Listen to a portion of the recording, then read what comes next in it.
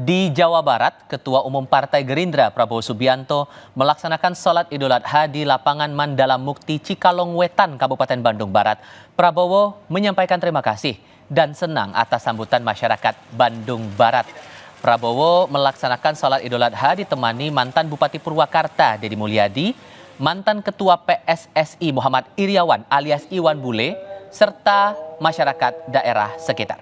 Tidak hanya melaksanakan sholat Idul Adha, Saudara, Prabowo turut menyerahkan hewan kurban di sekitar lokasi. Prabowo memaknai Idul Adha sebagai proses berkurban sekaligus menghargai apa yang sudah dimiliki. Alhamdulillah tadi kita